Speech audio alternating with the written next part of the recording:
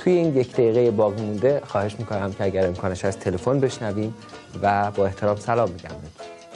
سلام عرض میکنم خدمت برنامه زلال احکام.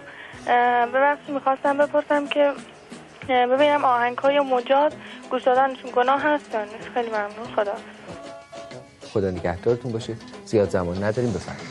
در رابطه با این سوالی که کردید سوال خیلی خوبیه. این روزها اصلی ترین مشکل مملکت ما هم همینه. آب و نون و آسایش و این حرفا که مهم نیست. چیزی که مهمه همین آهنگیه که شما فرمودید. در این رابطه من یه سری تحقیقاتم کردم که آخرش رسیدم به مقولات فیزیک و شیمی. اگر آهنگی باشه که در شما واکنش‌های شیمیایی ایجاد کنه، احوط اینه که گناه نیست. مثل این آهنگ من آوردم، لطفاً پخشش کنید. آهنگ شماره 1 میگم.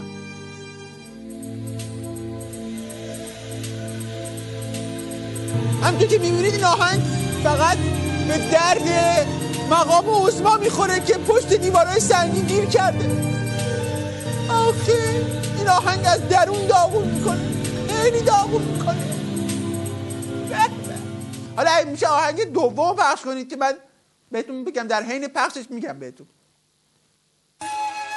بله، تو این آهنگ فیزیک و شیمی قاطی میشه به این صورت: حرکت دست داشته شما 12 سانت راست، 12 سانت چپ، زاویه گردن ماکسیموم 10 درجه راست، 10 درجه چپ. دقت کنید که تکون نخوره کمرتون ها، وگرنه هم خودتون حروم میشید هم آهنگ. بیا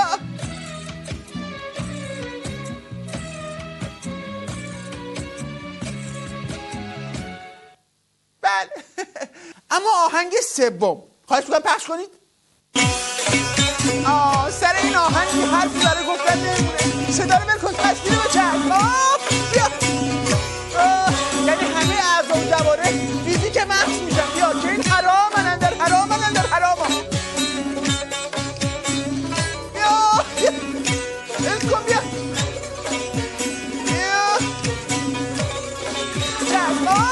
بیا آها تموم شد.